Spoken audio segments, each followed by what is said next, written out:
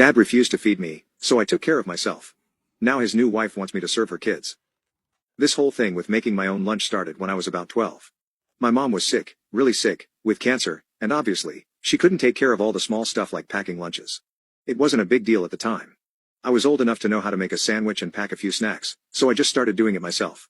It seemed like the responsible thing to do. After she passed, things just kind of stayed that way. My dad wasn't really around much during the day, and he never made lunches for me. In fact, I don't even think he knew what I was eating half the time. He just said, "You're old enough to handle it," and left it at that. So, I just kept packing my own lunch and never really thought much of it. It became my routine: grab a couple of things from the fridge, throw it in a bag, and go. No big deal, right? Fast forward a few years. Now I'm 16, still making my own lunches, still taking care of myself. Except now, things are different. See, my dad remarried a couple of years ago to this woman named Sarah. She's got 3 kids from her previous marriage, twin boys who are about 6 and an 11-year-old daughter. At first, I didn't think much of them moving in. I mean, it was weird at first having more people in the house, but whatever. It's not like they were my problem. I had my room, my space, and I was doing my own thing. But then, about a year ago, Sarah started getting this idea in her head that since I'm already making my own lunch, I should be making lunch for her kids too. She said it would help out and streamline everything, so she didn't have to do it. I remember the first time she asked me, I thought she was joking. Like seriously, why would I make lunch for them? I don't even know these kids that well, and they're not my responsibility. But she wasn't joking.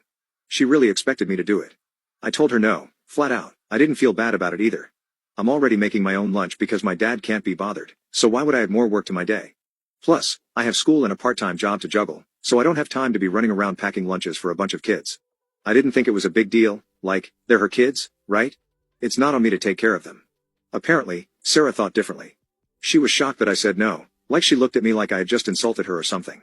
She started going off about how it's crazy that I wouldn't want to help out my siblings, which is what she called them, my siblings. But to be real, I don't see them like that. I barely know these kids, and they're definitely not my siblings. We're not even close. After that first argument, I thought that'd be the end of it. I figured she'd get over it and realize that it's not my job to take care of her kids. But nope, she went straight to my dad, probably thinking he'd back her up. And of course, my dad doesn't like conflict, so he just kind of half agreed with her. He said something like, "It wouldn't hurt to help out a little, you know. You're part of the family now." I could feel myself getting mad. I'm part of the family now? Since when? Nobody asked me how I felt about having 3 strangers living in my house. But fine, whatever. I still said no. I wasn't budging on this. Sarah was obviously pissed, but I didn't care. I knew if I gave in once, I'd be making lunches for the rest of my life. Things got awkward after that. Every time Sarah saw me making my lunch, she'd give me this look, like she was silently judging me for not helping. It's not like I'm heartless or anything. If it was an emergency or something, sure, I'd help. But this? This was just her trying to get out of doing her own job as a mom. I wasn't having it. Then she started with the guilt trips. She'd say stuff like, "It must be nice to only have to worry about yourself," or "It's so selfish to not want to help your family." She even started using her kids to try and get to me. One morning, the twins came up to me and asked, "Why don't you make our lunch? Mommy said you're good at it." That made me so mad. Like, how are you going to drag your kids into this just to make me feel bad? I wasn't falling for it, though. I just said, "Ask your mom. She's the one in charge, not me." That didn't go over well. Sarah got even more passive-aggressive after that. If I was in the kitchen making lunch, she'd purposely make a huge mess and leave it for me to clean up. Or she'd leave the fridge open so stuff would go bad quicker. It was ridiculous. I just ignored it and kept doing my thing. The real kicker, though, was when she started trying to pawn her kids off on me more and more. She'd say stuff like, "I'm so busy, can you watch the twins for a bit?" Or, "I need to run errands, can you help them with their homework?" It's like, no. I have my own life. I'm not a built-in babysitter. I have school, work, and my own stuff to deal with. Why should I take on more? So I took care of myself. Now his new wife wants me to serve her kids. Then one day, she took things to a whole new level. I was in the middle of making my lunch when she came into the kitchen and asked me straight up, "Why won't you just help out with the kids' lunches? It's not that big of a deal." I told her again that it's not my job and I don't have time. She looked frustrated and said, "It's just lunch. You're already doing it for yourself, why not for them?" I snapped a little at that point. I said, "Because they're your kids, not mine. I'm not their dad, I'm not their mom, and I'm not here to make up for what you're not doing." I could tell by her face that she wasn't expecting that. She just for a minute, not saying anything, then she just turned around and walked out. I thought that was the end of it, but boy, was I wrong. So, after that last argument with Sarah, I thought maybe she'd back off for a while, but I was dead wrong. Things didn't calm down at all. If anything, she got more persistent, almost like she was on a mission to make me give in. And of course, she went straight to my dad again. This time though, it wasn't just a casual suggestion. She came at him full force, saying that I needed to start helping more around the house and doing my part for the family. I could hear them arguing in the living room while I was in my room. Sarah was doing most of the talking, and my dad, as usual, was just kind of agreeing with her in that passive way he always does when he doesn't want to deal with a situation. I knew what was coming before my dad even knocked on my door. He came in, sat on the edge of my bed, and did that thing where he sighs before he talks, like he's about to drop some heavy news, but it's never really heavy, just annoying. Look, he started, rubbing his hands together, Sarah's got a point, you know. It wouldn't hurt for you to help out more around here. Help with what? I asked, knowing exactly where this was going but not in the mood to make it easy for him. He kind of hesitated, which told me he didn't really want to have this conversation either, but he was too far in now. Well, the kids, he said. You know, making their lunches, helping Sarah when she's busy. You're already making your own lunch, right? I just stared at him for a second. Yeah, my own lunch. For me, not for anyone else. I know, he said, like he was trying to smooth things over before it got heated, but you're part of this family now, and Sarah's got a lot on her plate. It wouldn't hurt for you to step up a little. This is where I lost my patience. Dad, I'm already stepping up. I make my own lunches, I work part-time, I take care of my own stuff. Why do I need to take on more?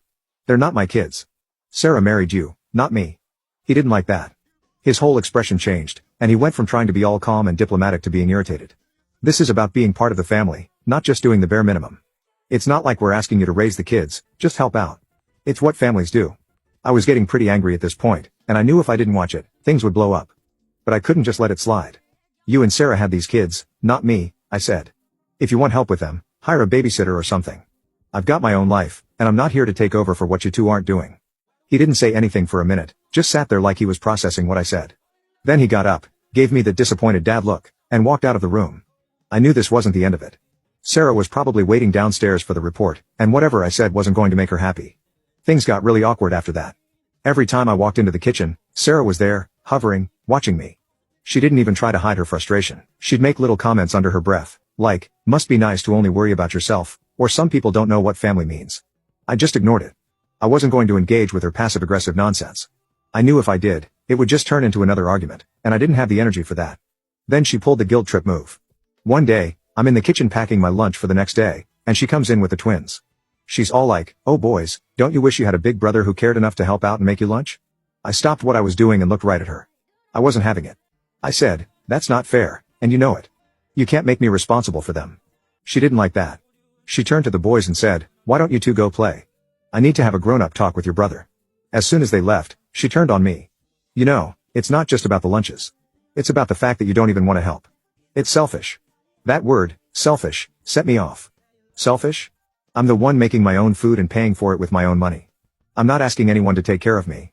If anyone's selfish here, it's you, for trying to dump your responsibilities on me. She wasn't expecting me to push back that hard. She looked a little shocked at first but quickly recovered. I work full-time, I'm raising 3 kids, and I'm trying to make this house run smoothly. The least you could do is step up and be part of the family. I shook my head. Sarah, I'm part of the family, but that doesn't mean I have to take on your job. You and Dad decided to have these kids. You and Dad should be the ones taking care of them. I'm doing more than enough by taking care of myself. She didn't have a comeback for that, so she just gave me this angry look and left the room. I thought maybe that would be the end of it for the day, but of course, it wasn't.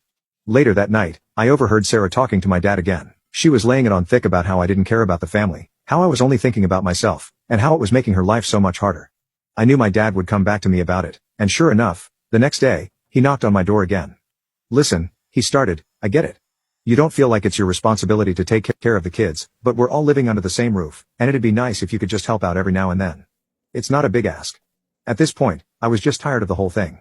Dad, it is a big ask. I already do more than enough around here. If Sarah needs help, she should talk to you, not me. I'm not going to be a replacement parent.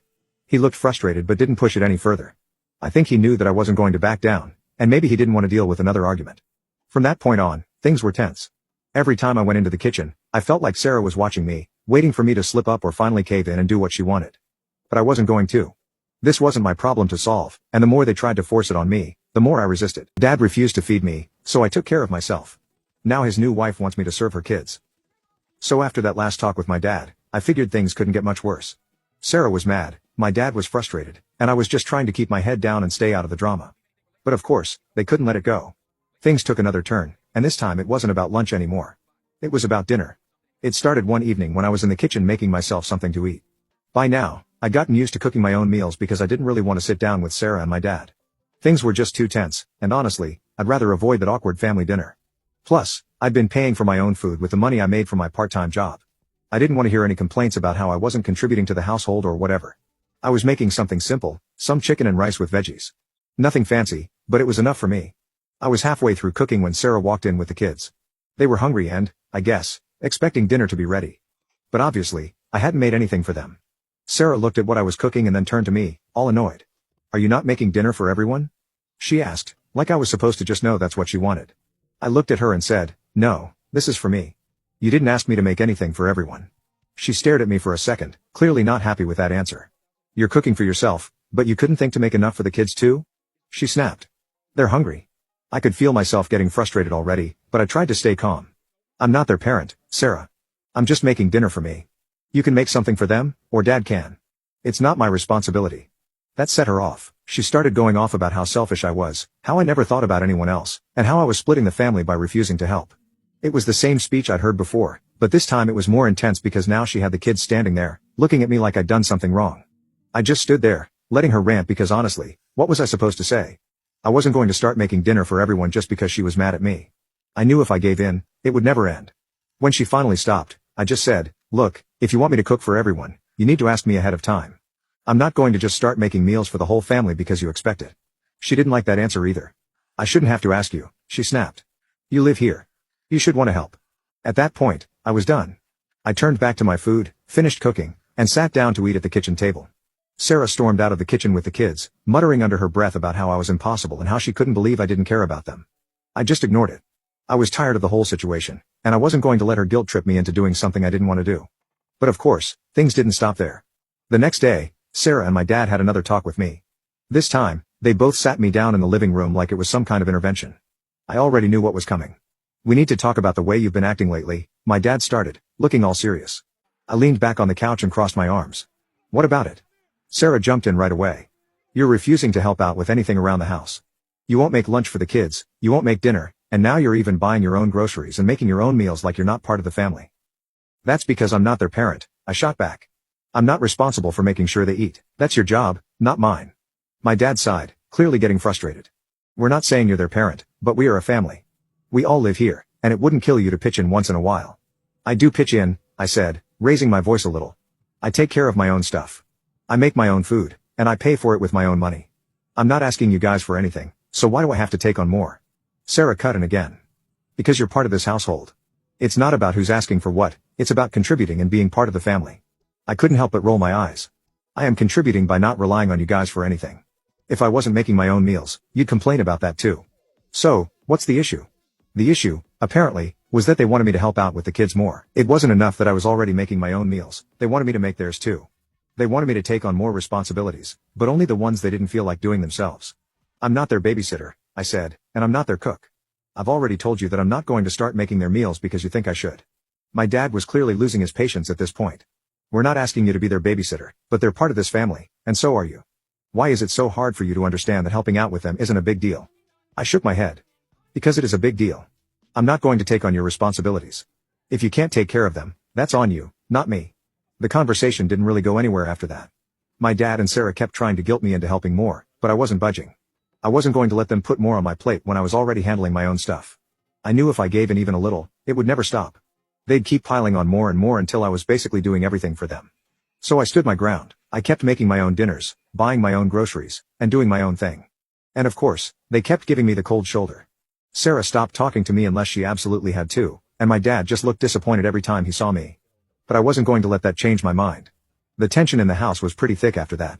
Every time I went into the kitchen to make something, I felt like they were watching me, waiting for me to slip up or finally give in. But I didn't. I kept doing what I needed to do for myself, and I didn't let them guilt me into anything else. It wasn't easy living like that, but I knew it was better than letting them push me around.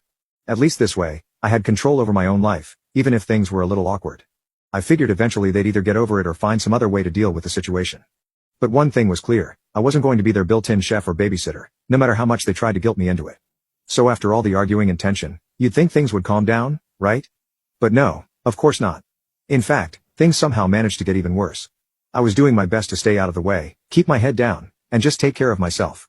I mean, I didn't see why that was so hard for them to understand. I wasn't asking for anything from Sarah or my dad, so why couldn't they just let me be? Anyway, it all came to a head one day when Sarah decided to take things to a new level. I was in my room doing some homework after school, and I heard my dad and Sarah talking downstairs. I couldn't really make out the words, but I could tell it was about me. You know when people's voices are just on that edge, where they're talking quietly, but there's this tense energy behind it. Yeah, it was like that. I didn't think much of it at first because, honestly, I'd gotten used to them complaining about me. But then, about 20 minutes later, Sarah comes upstairs and knocks on my door. I already knew this wasn't going to be good. She walks in, doesn't even ask if it's okay, and says, "We need to talk." Here we go again, I thought. I leaned back in my chair, trying to keep my cool. About what? She sits down on the edge of my bed and gives me this serious look. It's about the kids, she starts. I can't keep doing everything by myself. I need help, and your dad agrees. I rolled my eyes internally. We've had this conversation like a million times, but apparently, she hadn't gotten the message yet. I've told you before, Sarah. I'm not responsible for the kids. You and Dad are. That didn't sit well with her. She looked like she was about to lose it, but she held it together, barely. I understand that they're not your kids, but we're all living here together, and as a family, we should be helping each other out. I couldn't help it. I had to call her out. Yeah, but it's not really helping each other out when you're just trying to dump everything on me. I'm not here to make your life easier. That's when she went for the emotional guilt trip again. Do you really want the kids to go without lunch or dinner because you're refusing to help? What kind of example are you setting for them? Dad refused to feed me, so I took care of myself. Now his new wife wants me to serve her kids. Now this was where I had to draw the line. Sarah, I'm not refusing to help with things that are actually my responsibility. But your kids' meals? That's on you. You're their mom. I didn't sign up to take care of them. She was quiet for a second, and I thought maybe she'd finally gotten the message. But no, she hit me with, if you don't want to be part of this family, then maybe you should just start taking care of yourself entirely. I blinked at her, confused. What's that supposed to mean? She crossed her arms and looked at me like she was laying down some big ultimatum. If you're not going to help out with the kids, then you don't get to eat the food in this house that we buy. You're either part of the family, or you're not. I just stared at her for a moment, trying to process what she just said. She was seriously telling me that if I didn't start cooking for her kids, I wasn't allowed to eat anything they bought. This was ridiculous. I stood up and faced her. Fine, I said, not backing down. I've been paying for my own food anyway. I'll keep doing that, but don't expect me to take care of your kids just because you don't feel like doing it. She looked a little surprised that I wasn't backing down, but I think she was too mad to care. If that's how you want it, fine, she said, standing up and walking toward the door. But don't come crying to us when things get hard. I rolled my eyes as she left. Don't worry. I won't. So from that point on, I basically started living like a roommate in my own house. I'd buy my own groceries, cook my own meals, and pretty much stay out of their way. It was weird, though, because every time I came into the kitchen to make something, Sarah or my dad would be there, just giving me this look. You know, the kind of look like they're waiting for you to mess up or admit that you're wrong. But I wasn't wrong, and I wasn't about to let them push me around. One night, I came home from work and saw Sarah in the kitchen, but something was off. The kitchen was a complete disaster. There were dirty dishes everywhere, the counters were a mess, and it looked like no one had cleaned up after dinner. Normally, I would just go in, do my thing, and get out, but this time I could feel the tension building. I started making my dinner quietly, ignoring the mess, when Sarah came in and leaned against the counter. It would be nice if you could help clean up, she said, not even looking at me. I didn't even turn around. I didn't make the mess. Why should I clean it up? She sighed loudly, like I was being unreasonable. Because that's what people in a family do. They help each other out. I turned to face her, setting my spoon down. No, what people in a family do is take responsibility for their own messes. I didn't make this mess, so I'm not cleaning it up. She glared at me, clearly pissed, but didn't say anything. She just left the kitchen, and I went back to cooking. It felt like every interaction with her now was some kind of battle, but I wasn't going to cave. I wasn't going to let her guilt me into doing more than my fair share. After I finished eating, I cleaned up my own stuff and went back to my room. I knew things were only going to get worse from here, but I didn't care. I was doing what I had to do to survive in this house, and if they didn't like it, that was their problem. The next few days were more of the same, awkward silences, cold stares, and passive-aggressive comments. But honestly, I was used to it by now. I just kept my head down, kept doing my own thing, and stayed out of their way as much as possible. I knew I couldn't change how they felt about me, but I could control how I handled it. And as far as I was concerned, I was doing just fine. By the time Monday rolled around, things were already tense, but I didn't expect what happened next. I had been home for a few hours, just doing my own thing. I had the house to myself for a bit, so I decided to make a real dinner for once, something decent, not just the usual quick meal I throw together. I was in the kitchen cooking up some pasta with homemade sauce, maybe some garlic bread on the side. It was nothing fancy, but I was feeling good about it. I was halfway through eating when Sarah came home with her kids. I could hear them coming in, the sound of bags dropping on the floor, the usual chaos. But then it got real quiet. I didn't think much of it at first, just kept eating. Then Sarah walked into the kitchen, and the look on her face told me something was about to go down. She glanced at the food on the table and then at me, clearly not happy. Did you make enough for the kids? She asked, like she already knew the answer. I shook my head. Nope, just made dinner for myself. That was the wrong answer. She snapped, her voice rising. You're seriously just going to sit there and eat while my kids are starving? I looked at her, trying not to roll my eyes. Your kids are not starving, Sarah. They just got home, and no, I didn't make them dinner because you never asked me to. She glared at me, her frustration boiling over. I shouldn't have to ask you. You're in this house, you know they need to eat, but you only think about yourself. It's disgusting. I set down my fork, ready to argue, but I didn't even get a chance.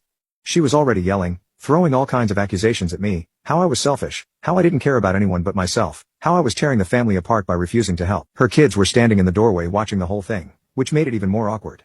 I'm not their parent, Sarah, I said, trying to stay calm. It's not my job to make sure they eat. That's on you and Dad. Don't you dare blame this on us, she shouted, her face red with anger. You live here too, you're supposed to help out, be part of this family.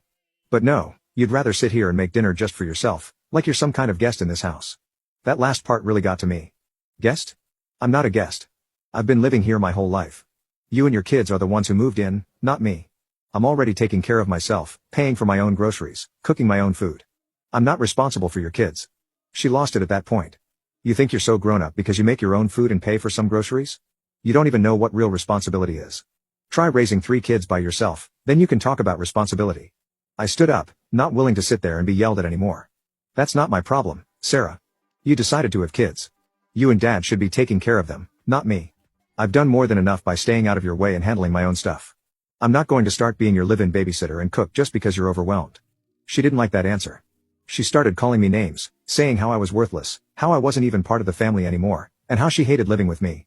It was honestly one of the ugliest arguments we'd ever had, and her kids were still standing there, listening to everything. I wasn't about to let her drag me down to her level, so I turned and walked out of the kitchen. I wasn't going to keep fighting. I went to my room, closed the door, and just tried to calm down. I could still hear her yelling downstairs, but I tuned it out as best as I could. After a while, things got quiet again, and I figured she'd finally given up. But the next morning, things were even worse. I came downstairs to grab my breakfast before school, and Sarah was sitting at the kitchen table, glaring at me. The kids were already eating, but there was this weird tension in the air. I just grabbed my stuff and went to leave when Sarah spoke up. You're going to make dinner tonight, she said, her voice cold and demanding. I stopped and looked at her. No, I'm not. You're going to make dinner for the kids tonight, she repeated, ignoring what I'd said. If you don't expect to eat anything in this house ever again. I almost laughed at how ridiculous that sounded. Sarah, I already buy my own food. What are you even talking about? She stood up, her chair scraping against the floor. I'm serious. If you won't contribute to this family, then you're not part of it. Don't touch any food in this house that we've bought. Don't expect any help from us. You're on your own from now on. I looked at her, realizing she was dead serious. She was really trying to punish me for not doing what she wanted. I just shook my head. Fine. I'll keep buying my own food. I don't need anything from you guys anyway. I left for school without saying anything else. All day, I kept thinking about how insane things had gotten. It wasn't about lunch or dinner anymore, it was about control. Sarah wanted me to fall in line, to do what she said, and when I didn't, she was trying to make my life as difficult as possible. But I wasn't going to let her win. That night, I came home with a bag of groceries, made my own dinner again, and ignored the dirty looks from Sarah and my dad. I could tell they were waiting for me to cave, to give in and apologize, but I wasn't going to. I had my own life, my own responsibilities, and I wasn't going to let them guilt me into taking on theirs. As far as I was concerned, I was doing just fine without their help. Now, final update, Dad refused to feed me, so I took care of myself. Now his new wife wants me to serve her kids. So, the tension in the house was unbearable by this point.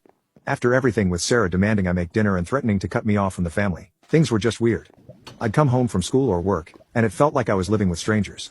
Nobody said anything to me unless they absolutely had to, and even then, it was short, clipped, and always with an attitude. Fine by me, honestly, less drama that way. But it all came to a head one Friday night. I had just gotten home from work and, as usual, went straight to the kitchen to make myself something to eat. I had my groceries in hand, and as soon as I walked in, I knew something was up. Sarah was sitting at the kitchen table with my dad, and they both looked at me the second I walked through the door. It felt like they had been waiting for me. I put my groceries down and started unpacking them, just trying to act normal. But then Sarah stood up and said, "We need to talk." I didn't even turn around. About what? She crossed her arms, and my dad just sat there, looking all serious. You're not contributing to this family, Sarah started, her voice all sharp and angry. You're living here, using up space, but you're not helping out with anything, and I'm tired of it. I turned to face her. I've told you already, I take care of myself.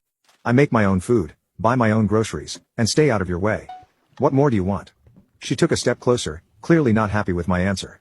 I want you to start being part of this family. That means helping out with the kids, making meals for everyone, and actually contributing. I couldn't help but shake my head. I've been contributing. I'm not relying on you guys for anything. If anything, I'm making your lives easier by taking care of myself. But she wasn't having it. That's not enough, she snapped. You don't get to just live here and do the bare minimum. We're a family, and families help each other. At that point, my patience was gone. Sarah, I'm not part of your family. I didn't ask for this. You and Dad decided to get married and bring 3 kids into this house. I didn't. I've done more than enough by staying out of your way and not causing problems, but I'm not going to take on your responsibilities. My dad finally spoke up, his voice quieter but still stern. You're part of this family, whether you like it or not, and we expect you to act like it. I looked at him, and I realized something: they were never going to get it. No matter what I said, no matter how much I tried to explain myself, they were always going to expect me to take on more than I should.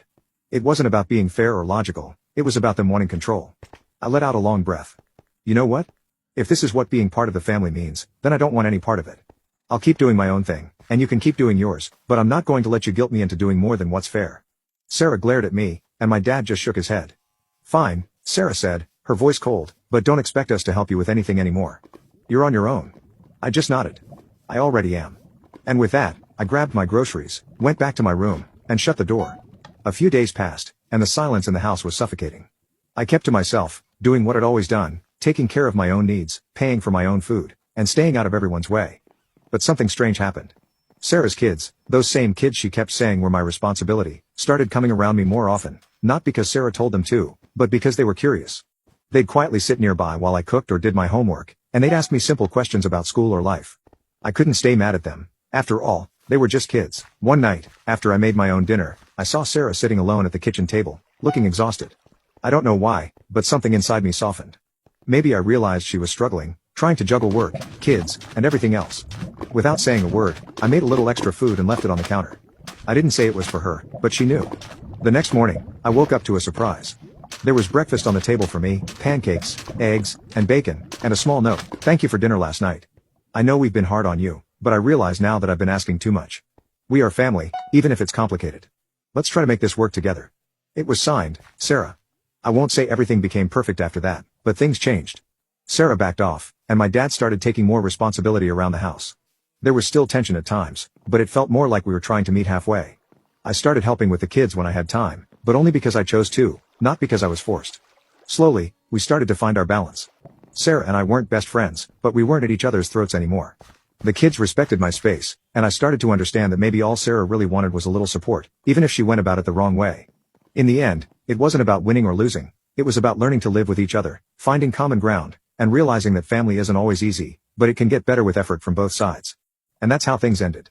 I didn't cave, and I didn't lose myself in the process. Instead, we found a way to live together, with mutual respect and a bit of understanding.